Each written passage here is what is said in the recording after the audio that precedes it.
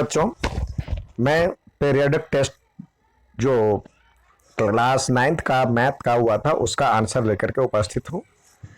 देखिए, पहला जो आपको दिया हुआ है इसमें कह रहा है मीन ज्ञात करना है। ये MEAN टाइपिंग में मिस्टेक हो गया है, तो मीन होता है।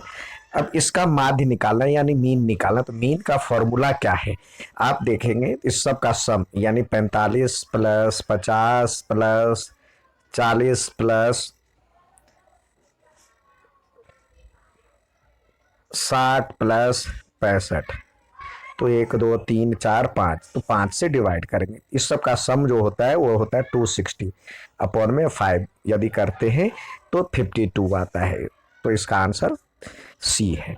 नेक्स्ट सवाल आपको दिया गया है, इसके जो सॉल्यूशन है इसमें से कौन सा है। तो ये देखिए, किसका मान रखने पर इस 5 हो रहा है। तो x का मान 1, y का मान 2 रखते हैं तो क्या हो जाता है, यहाँ पे 1 रखेंगे तो 2 एकम 2 और 2 4, तो नहीं होता है।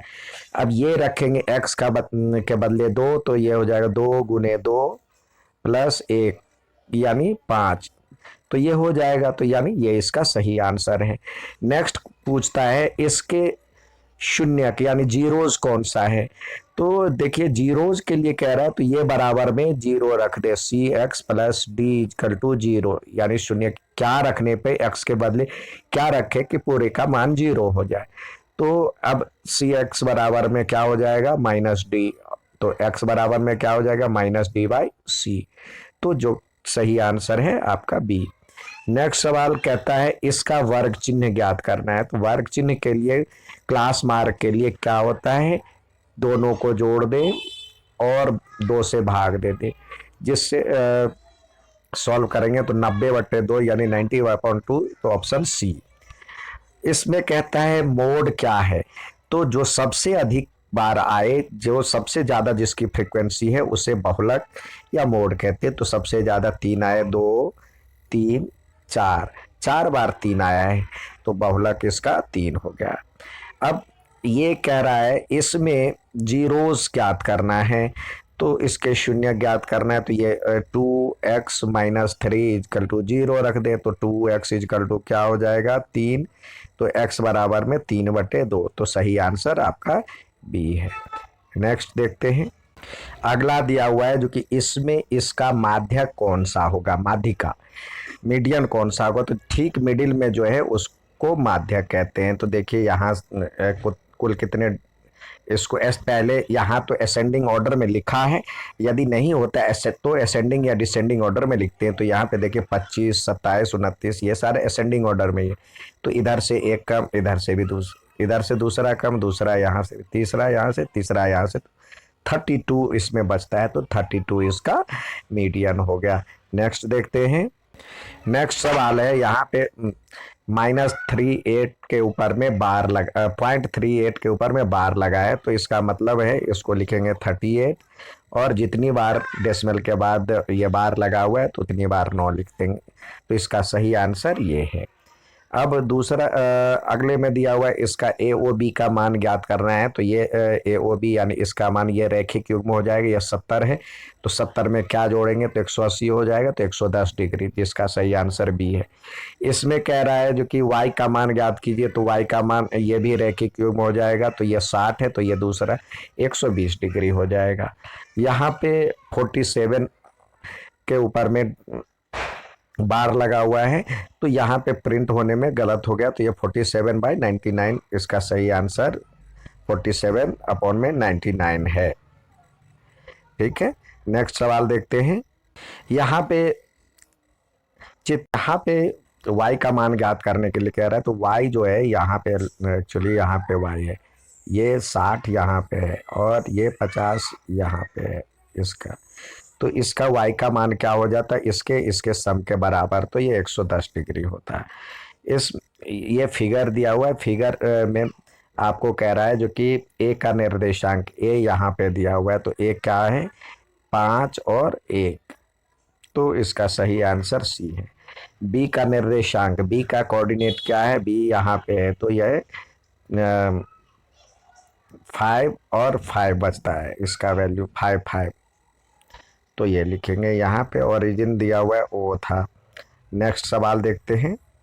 तो इसका मूल बिंदु कह रहा है अगले में, यहाँ पे ओ था तो ये मूल बिंदु सी है इसका सही।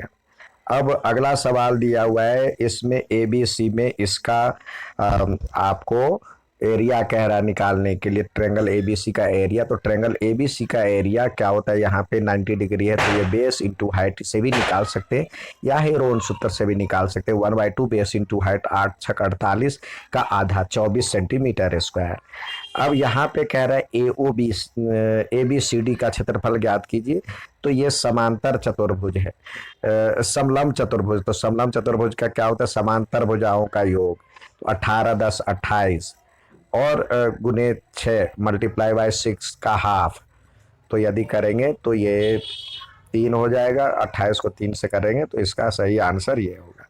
नेक्स्ट सवाल देखते हैं। इसमें कह रहा है 64 का पावर 4 है और फिर 1/4 है, तो ये हो जाएगा 64 का पावर 4 इंटू 1/4। तो ये से ये कट गया तो इसका वैल्यू 64।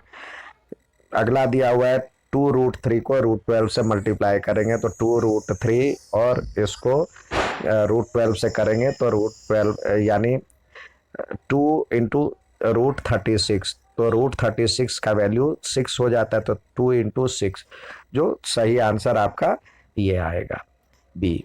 नेक्स्ट सवाल देखते हैं। इसमें कह रहा है जो कि किस नियम से सर्वांग सम है। तो ये भुजा इसके बराबर, ये साइड इसके बराबर और ये इसके बराबर है, तो किस नियम से होगा, एस एस एस नियम से।